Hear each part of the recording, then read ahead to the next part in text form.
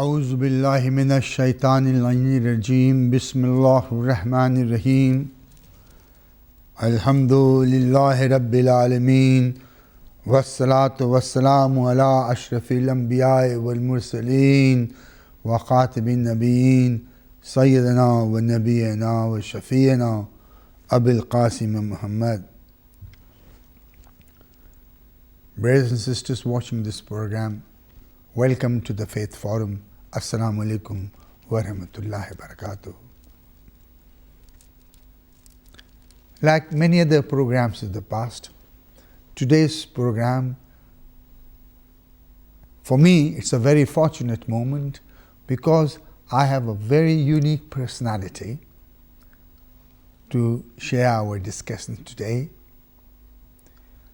And the subject is also very interesting. It is to do with the treasures, the artifacts, the literary, calligraphy, and other things that are treasures, not only for Islam, but for the world. Remember, I have said many a time, the pyramids does not belong to the Egyptians. The Colosseum does not only belong to the Romans. These are the world treasures. And the treasures of the Islamic art and culture does not belong just to the Arabs or the Muslims. It belongs to the world, to our great civilization, to think, ponder, and reflect, and throw some light on this particular subject. I have a great personality with me in Dr. Rebecca Bridgman. Welcome, Sister Rebecca, to this program. I'm very much obliged that with your very important duties and work that you have been able to find time to give us this valuable opportunity to discuss this subject. Our young sister here took interest in archaeology, a great subject in its own right, and has been to various parts of the world. How fascinating. You will be able to hear from, not me, from Sister Rebecca here, the great moments of archaeological work that she remembers will be related to you. Furthermore, Sister Rebecca worked at Fitzwilliam Museum in University of Cambridge. And at this moment of time, she is a curator of Islamic and South Asian arts at this great city, Birmingham's Museum, here in this very town. Her field and experience expands not only here, but even in Europe, in places of great treasures of arts and ancient artifacts and culture, even places like Spain. If I keep on talking about the great qualities and the great knowledge our sister here has, I will finish my program just talking about that. One of the most important thing for me, at least, is what makes you take about archaeology, which is digging and finding things, when this modern day and age we are shooting people and even monkeys and astronauts towards the moon and the sky, and here you are taking interest in digging the great places, whether it's in Egypt or Spain or whether other parts of the world. Why is archaeology so interesting? Or what's so interesting about archaeology? Well, I think ever since I was a small child, I was always interested in the past, and I was the child in the museum who was filling in the worksheets very carefully, and my father is very interested in museums also, and I think I get that interest from him. And I think I really discovered that what I was really interested in the past was the lives of ordinary people. And that's one thing that you can really discover with archaeology, because you're often working in places where ordinary people might have lived. So you find out about their lives, whereas manuscripts more often tell of the lives of very high status people, of rulers, or of important people in society. So I think for me it was the sort of tangible link to the past that archaeology provides, and to the everyday past, which was particularly interesting for me. Yeah. You know, watching this program, in the subcontinent of India, we have got places like Mohenjo-daro. More than 5,000 years or so, there was a civilization, and the archaeologists have dug up whole villages, or how, in a fascinating way, villages, or in that time, towns were planned. Their sanitary system, even the kitchen utensils that they used, and the oven or whatever fireplace, even those things are so interesting. Their pottery and this, it's so interesting that you can spend hours there thinking, how did the people in those time and age lived, and that civilization survived. But what can we learn from them? Is there anything? Broken pots, little walls of mud, what do we learn from them? Well, I think if the objects on them, just on their own, not necessarily, you can't maybe learn very much more than knowing that this was the wall that made up somebody's house, or this was the pot that somebody might have used. But when you gather evidence together, then that's when you can start building up more of a picture of society in the past.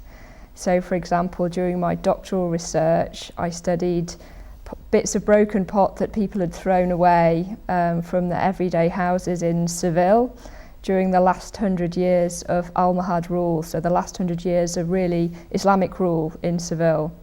And I did some microscope analysis of that pottery to look at where it might have been made and where it was coming from. And I discovered that cooking pots that were made in Seville were travelling all over the southern Iberian Peninsula to lots of different places, maybe because they had, although they looked ordinary, they had particular properties that made them good to cook with. So they had quartz in the clay that helped conduct the heat from the fire to help cook people's dinner. So that's just one example of the way that you can build up a picture of trade routes, for example, and of how people value different things from archaeology. How interesting. And those of us who live here in Britain or in France and Germany, go and have a visit to where Seville is, go and see Alhambra, go and see the civilization of that time, the culture of that time, and look at the architecture and the world of immense knowledge that those people had then. And getting a PhD doctorate for Dr. Rebecca Bridgman must have been a very time-consuming, hard work, even to analyze a pitcher or a pot, that how they were made, how they were used, what was their value, and the trade that existed in those times. But we can understand all that, but is it true that from them and analysis we can draw what culture and what social structure, more important, existed in those times? To some extent, so some of the work that I did for my doctorate, because the Almohads were a Berber people who came from North Africa and who ruled an empire which included much of southern Spain in the 12th and 13th century. So one of the things that I looked at, for example, was to see what different types of ceramics people were using in the city depending on maybe their status. So for example, I looked at ceramics from the castle, the Alcázar in Seville, and found a difference to the amount of bowls that people were using in that particular environment compared to elsewhere in the city centre. So it could suggest that the people who lived in that castle were maybe having more sort of fancy dining and more dinner parties, if you like. So they were using more of these bowls that you would use on the table than somebody maybe who was in the outskirts of the city who was a lot poorer, and maybe who only had one or two bowls and didn't have as much sort of high-level dining. It is through the archaeologists, the curators, and the people who take care to preserve these artifacts of great value that we learn today, and we collaborate that with our history and put the two together. The Muslim civilization, the Islamic culture, the Islamic art is something we should all be proud of, something which has given us a great honor and prestige, that we were all, as sometimes is portrayed, not barbaric, terrorizing people and killing, but actually art and treasure was also a great important life. When we, Sister Rebecca, when we see the modern world, and we talk about the Islam, and we talk about Muslim, unfortunately the picture painted is a very negative one. Yes. Of barbarism, of terrorism, of massacres and killings. These things are there, but when we look at the art and the artifacts, we see really there must have been peace in that time to do the works of arts, and there must have been a great culture. Yes. And centers of learning and appreciation. Could you draw light on some of the archaeological work that you did, say, in the South, in the Middle East and other places? Certainly. Well, I worked on the Red Sea coast in Egypt. So this was the area that traded with India, for example. All right. So it wasn't necessarily the classical Nile Valley, the hugely important monuments in Cairo, but again it was looking at how the Mamluk Empire in particular in the 13th and 14th centuries had this vast trading network. They were based in Cairo, but it spread all the way to India and the Far East, and things like pottery from ceramics from China that was highly valued. Pepper from India was traded over these vast networks, and it was really an unprecedented level of trade that the world had really not seen since the Roman period. Really? Yeah. How interesting. In my audience is Sheikh Amin here. When we think of Red Sea, we think of the holidays that we can enjoy. But in that sunshine, right, under those very sands in the beaches and the hinterland, there are ancient treasures like that available. You talk about it also tells us about the kind of trade that existed. How interesting. The peppers and other things, and what you call the spices and others coming from my great country India, right, and coming all the way, and I gather even salt was being traded from because in the inlands of from the valley of the Nile going more into the middle of the African desert and other areas, salt was a rare commodity. Yes. And they were traded. So from archaeological findings, we can draw what the trade and the commerce was of the particular place and area. Yes, certainly. That's one of the big uses of archaeology today, is to get an understanding of that picture. One important thing is, before the audience know, I saw a few clips of some of the great, artifacts and pictures of the calligraphy and the things that you have. Yes. I'm very, very interested if you could take us through some of them. That will quench my thirst and actually expectation that what we are seeing. Can we see a few of them? Yes, certainly. So I'm here today. What I would very much like to do is to encourage people to come to Birmingham Museum and Art Gallery and see a new exhibition that we are opening on the 2nd of November. It's called Kalam, meaning... So next month? The beginning of next month, yeah. And it means, it's entitled Kalam? Kalam, which, as you know, means reed pen in, I think, Arabic, Persian, Swahili and Urdu. And it's all about calligraphy and Islamic art. Great. So we're switching now from archaeological objects to beautiful art pieces. And this particular object is one of the most important in the exhibition. It's being loaned to us from a collection in Birmingham University. And it's one of the earliest copies of the Quran in existence. It's a 7th century Quran. 7th century Quran? It's written on treated animal skin or parchment in a very early form of Arabic script called Hijazi, which developed in the Arabian Peninsula.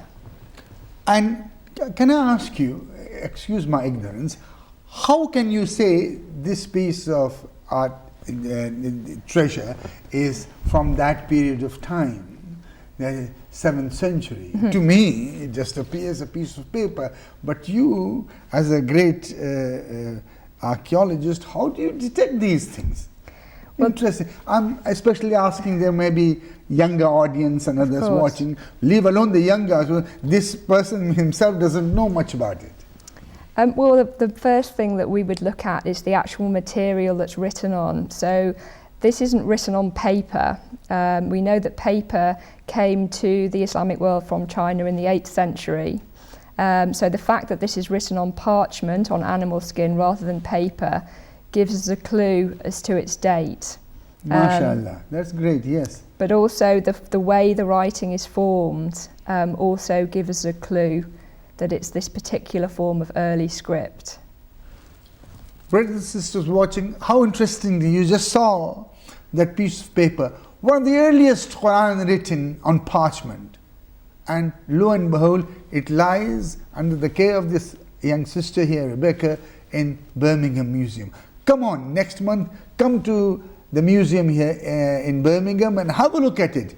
And how interesting, from the type of handwriting, from the thing it is written on, whether it's parchment and paper, it tells us what age it is, what time of history it was written, and the handwriting shows what was the script then, and how fascinating. Can I buy a ticket where I can have 2 hours or more hours, or is it free? It's absolutely free. It's absolutely free for everybody. There you are. And what more can you get? I would encourage all of you listening to this program to pay her a visit, because thanks God, Rebecca is not going to charge you a penny, right? And you will come back with such great appreciation. For once, when there is doom and gloom about Islam and Muslims and culture and civilization, there is so great an opportunity to come and appreciate this great show taking place in Birmingham.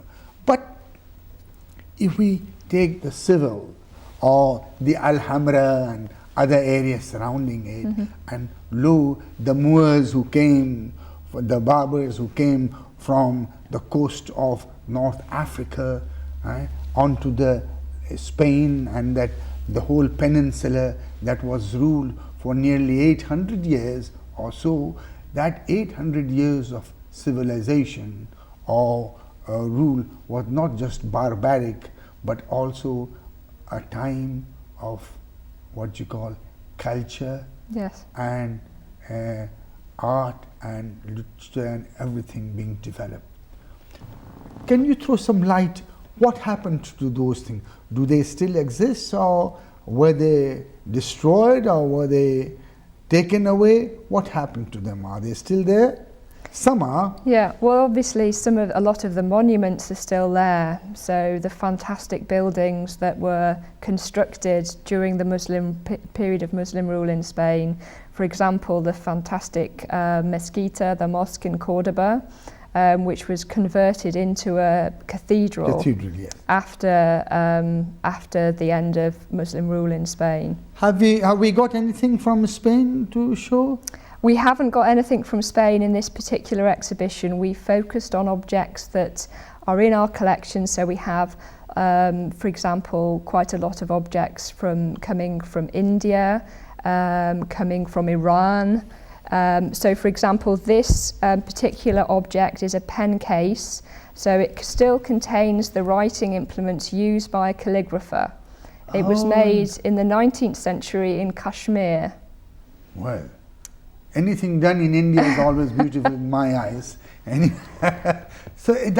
So that whole box is there. Yes. So and they use these particular types of pen. Exactly. So these are the reed pens that the calligrapher... It is made of reed? The pen is. The pens are, but yeah. the pen box is made of papier-mâché. So it's paper glued together and moulded. It's a particular art form that was very developed in Kashmir in the 19th century and very much admired. Which is great. It's probably why it came back to Birmingham.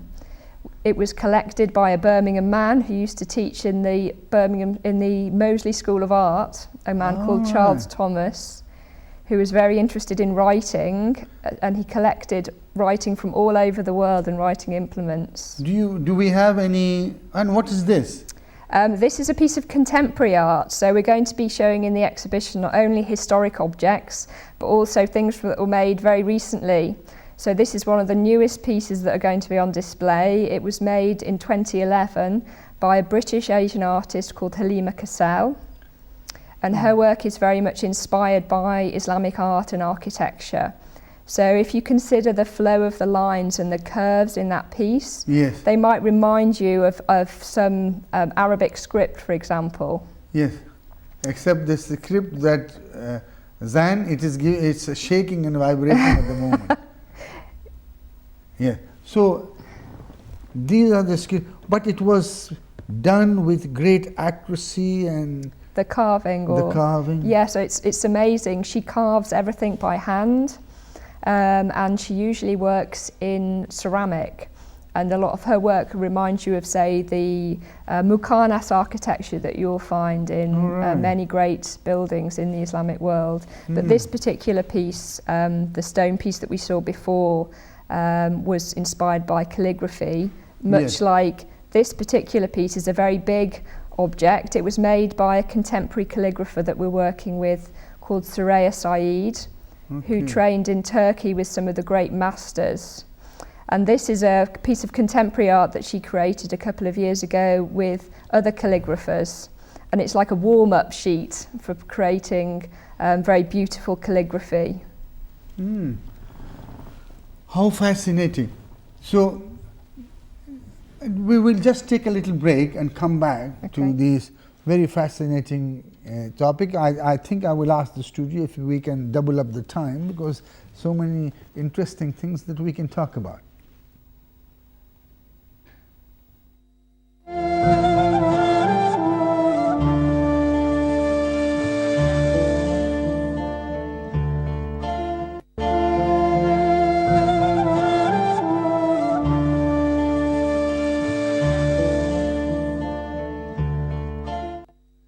Samain, brothers and sisters, I am actually having a wonderful time talking to our young sister here, Dr. Rebecca Bridgman, who is a curator at the Birmingham Museum, especially looking after the Islamic and South Asian art.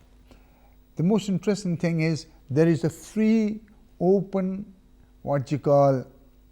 invitation to all of you to Birmingham Museum to have a look at the exhibits from various parts of the Islamic world, and come on, have a look at it.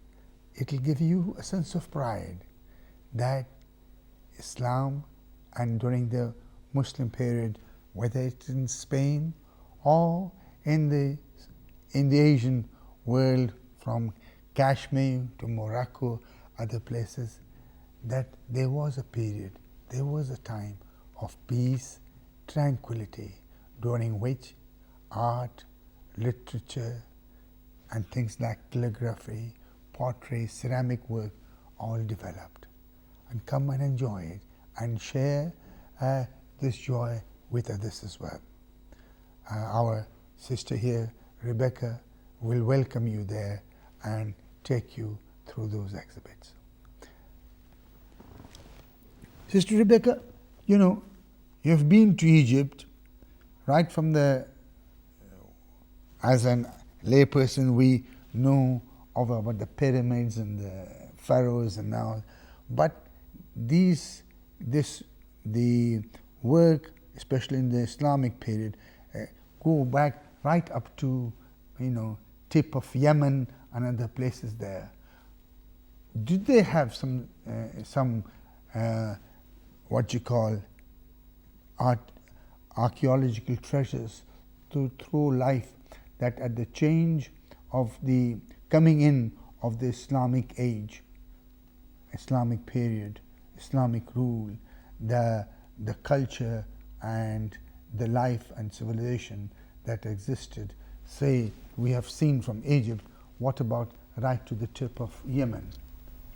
Well, I always remember being blown away by visiting Sana'a for the first time in the Yemen and seeing the buildings there, the tower blocks. The tower blocks, yes. Which are just amazing to see for the first time. Beautiful, beautiful buildings that you wouldn't, I guess, expect that they would almost be able, that they wouldn't expect that they are so old. A lot of them are hundreds and hundreds of years old. Some of the earliest skyscrapers, if you like, in the world that can be found in that part of the Arabian Peninsula. So they're some of the most fascinating things that you will see, certainly in that part of the world. And when we look at history, is not just learned through the words on a piece of paper written by historians. History is learned live by visiting these sites, live by going to the museum. History is learned live by seeing and understanding and appreciating what went on during that period of time. And if we look at if we were to go to Birmingham Museum, come to Birmingham Museum at that period of time, will we be able to get a picture from,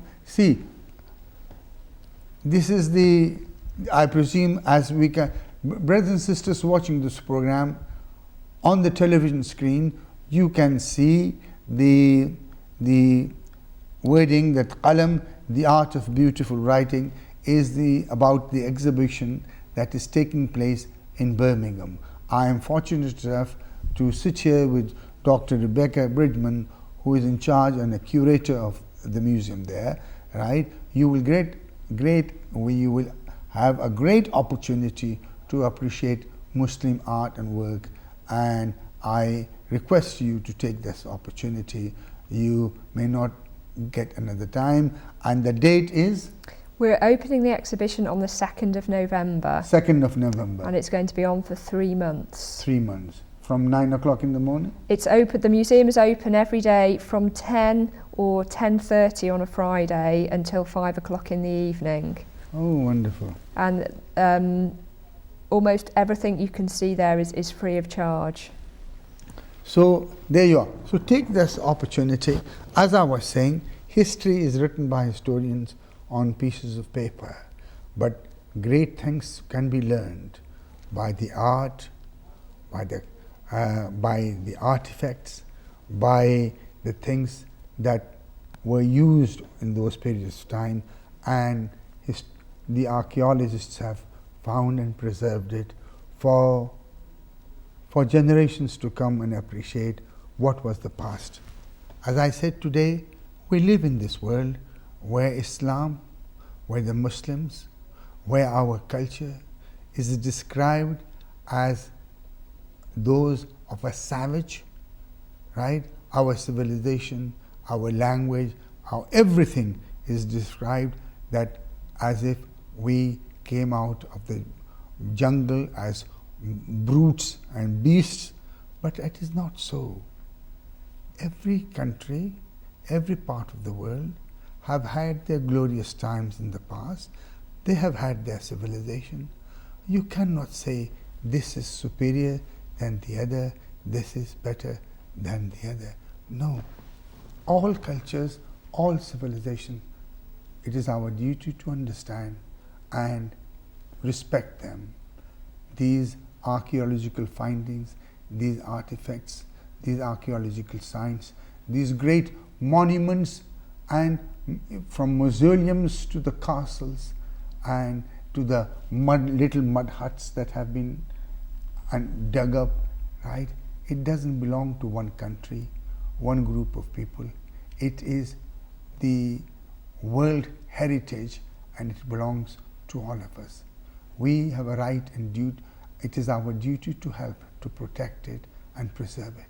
What is happening in Syria, for example, at this moment of time, great pieces of architectural beauty are being destroyed, which have been declared part of the world heritage.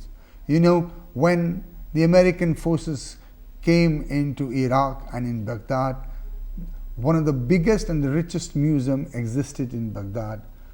A lot of them were looted and a lot of them were destroyed. What a sad episode. When you've come to find these things, how do you authenticate? Because sometimes we go on holidays and trips, they say this is 2,000 years old, and sometimes historians debate whether this thing is genuine or not. As you said, is it through carbon thing that we can decipher the age? It depends what the object is made of. Yes. If it's made of for example, if it's parchment or if it's made of some kind of animal product, then it can be carbon dated. Or if it's made of wood, for example, so an organic product. But for example, a piece of pottery can't necessarily be carbon dated.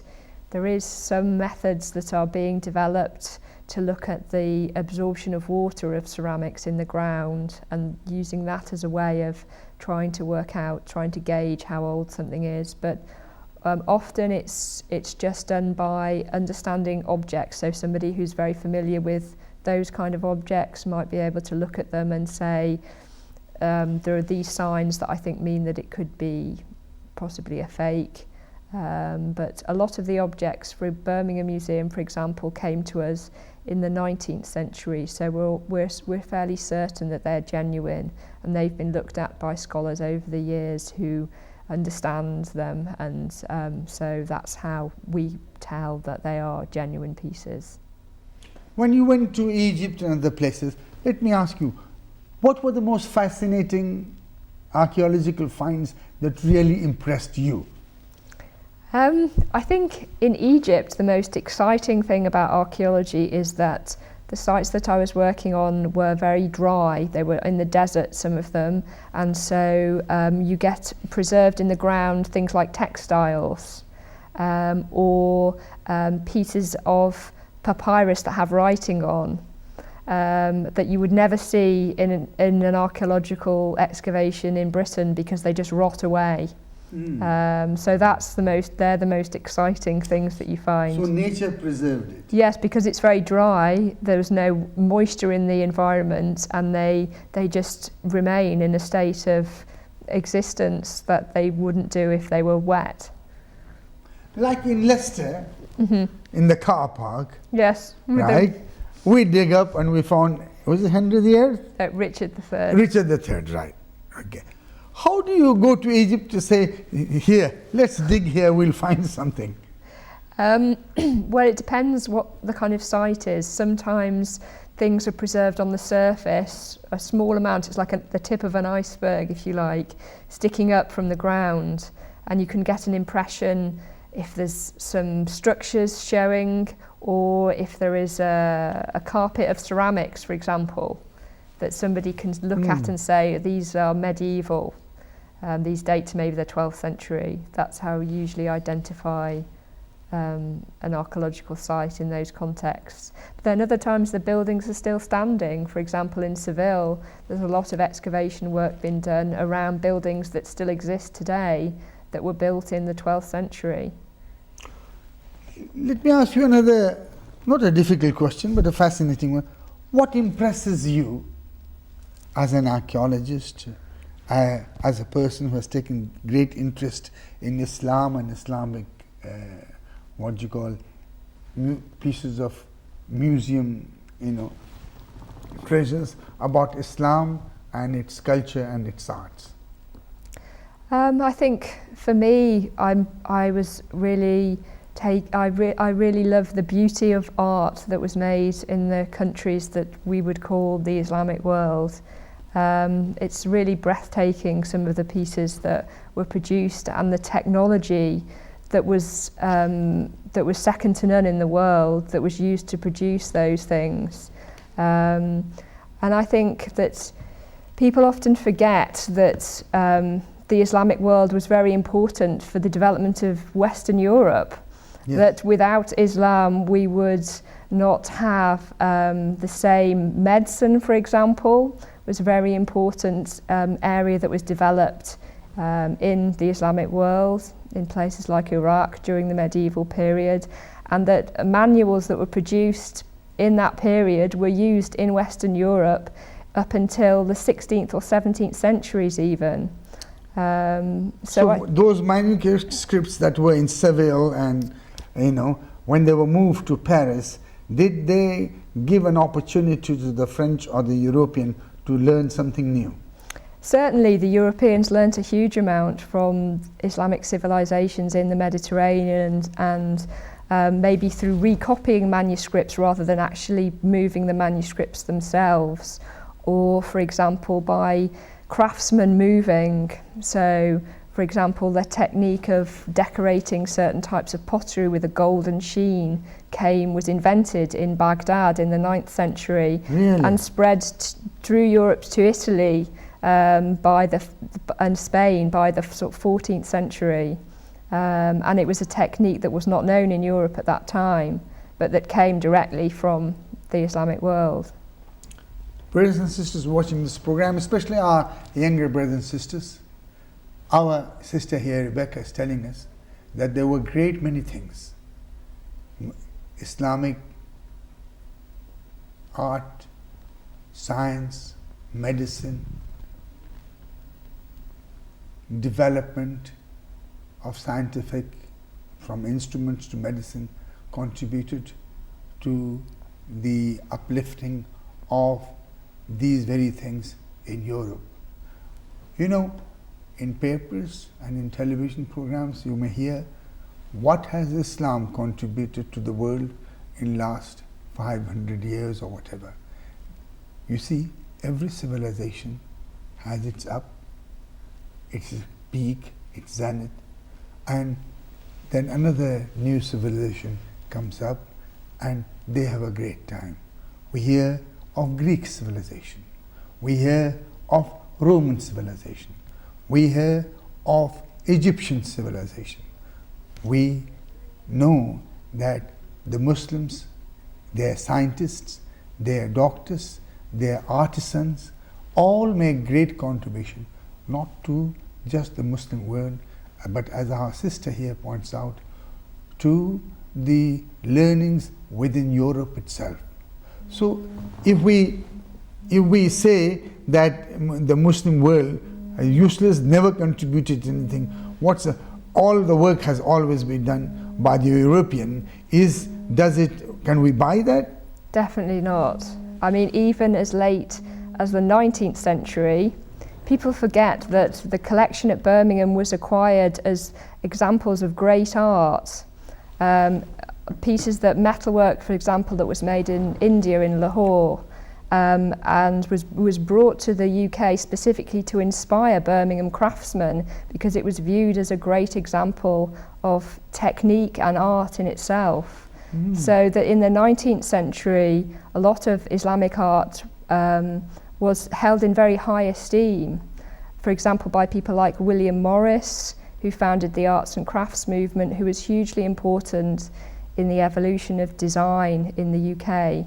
He had an Islamic art collection himself, and particularly admired craftsmen from places like Syria and Iran and Iraq.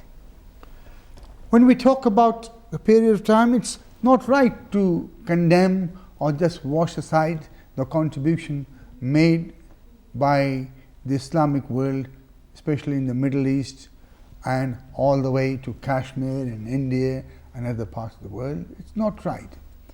Muslims and Islam, like any other civilization, they all have made contribution, and Islamic culture and civilization, like other civilizations, also made their mark and their contribution.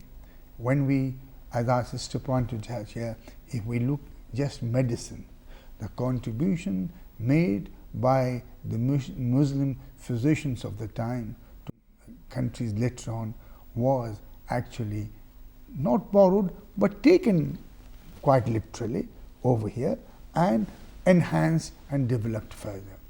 So it is not wrong to say that we as Muslims never had a civilization. Our civilization had no culture and contribution to make. No, it did.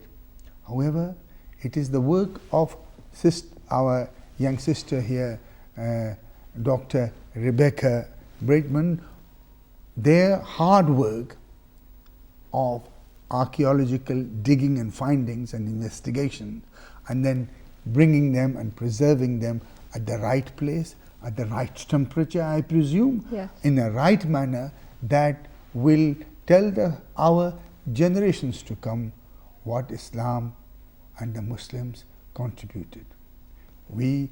It is the culture of great art and development is not just only for the Muslims. No, we hear of the great works in China, for example, and the way Chinese civilization and others contributed. At this moment of time, the world is open to development. In those times, it was done in regions, but caravans went from the Silk Route from China and in Africa. So trade still, even at those times, brought people from different parts of the world closer together by the spice trade and the silk trade. How fascinating. Did you see in museums and other places in Middle East that correlated, that brought civilizations together? Or were there barriers that they were never attain and meet? In museums in the Middle East? Yes. I suppose the museums in the Middle East present art or present findings maybe in a slightly different way, and they often focus on individual sort of periods or sites. For particular sites? Yeah, rather than comparing and contrasting. Oh, okay. But I think what we're very keen to do in Birmingham is to show the huge importance of Islamic art and Islamic civilization to the city of Birmingham and to the development of different forms of art in the UK.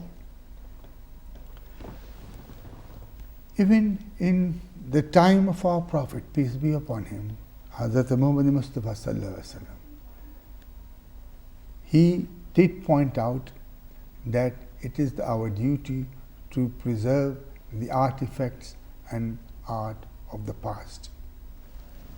As I have read that there were two, like the horn of a deer placed at the gate of Kaaba, and it was one, I gather from the books, was destroyed by Abu Sufyan, but it was there, and people wanted to move it. And our great Prophet, peace be upon him, said, no, this is the house of Allah, of God, but those are ancient artifacts, leave them alone, because it tells about the time and the history. So Islam is not against the destruction of the statues or things of the past civilization, but preserving them and learning from them. If you go to the great Persian civilization and go to Iran, we find, Sister Rebecca, great amount of treasures of the Persian art and architectures there. And have you been to that part of the world? I haven't been able to go to Iran, unfortunately, no, but I've seen a lot of pictures and films from that part of the world. And do you have some things from that part of the world in the museum? We certainly do. We have some metalwork, for example, from Iran, because particularly under the Safavids and the Qajars later on, they produced extremely high quality metalwork that was admired in the West and collected by people maybe who visited Iran or who brought objects back. So yes, we do have objects from that part of the world, and there are going to be objects from Iran in the exhibition on the opening on the 2nd of November. MashaAllah. What about the great, some say, during the Ottoman Empire, from Istanbul right to the tip of Saudi Arabia to the north of Africa, a great empire existed there. And it is said they not only ruled, but they encouraged art and literature. Will your exhibition have anything to prove what went on during the period of the Ottoman Empire? We certainly have some writing equipment that is part of the collection at Birmingham Museum, some very beautiful writing cases that were used by calligraphers in the Ottoman Empire.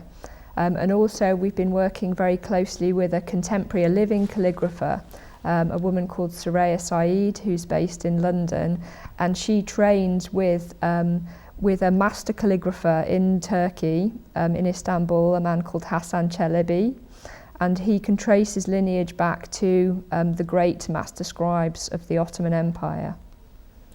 How fascinating. So you have got here in the exhibit, amongst the exhibits, 7th century parchment. Yes. One of the oldest Quran that you are exhibiting there. What is one of the oldest items or structure-wise that is being exhibited from the Islamic world? Or some of them? Yeah, I guess probably the other second oldest piece would be we have in terms of an object is a ceramic bowl that was made in Nishapur, so in Central Asia in the 10th century, and it has very fine writing in an angular style that was used in the 10th century, and it gives a blessing, barakah or blessing to the user of that object is written on the surface of the ceramics very clearly.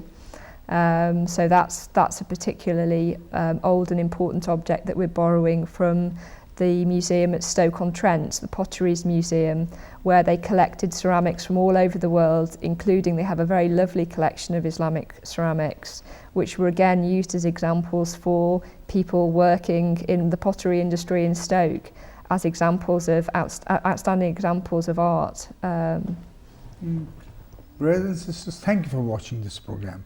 We have come to the end of time, but like me, I hope we have all of us spent a great time with our sister here, Dr. Rebecca Bridgman, curator from the Birmingham Museum. Come and visit and see the exhibits there and feel proud to say that you as a Muslim are also linked to this great civilization. And have a look at the exhibits, and our great sister here, Dr. Rebecca Bridgman, will be there to take you through and explain to them what they are.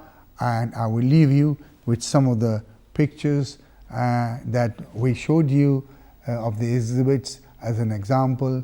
Have a look at it, encourage others to join and come and pay your tribute to the people who are taking great pains to make this exhibition a success. Your participation is important. Thank you for watching this program. Assalamu alaikum wa rahmatullahi wa barakatuh.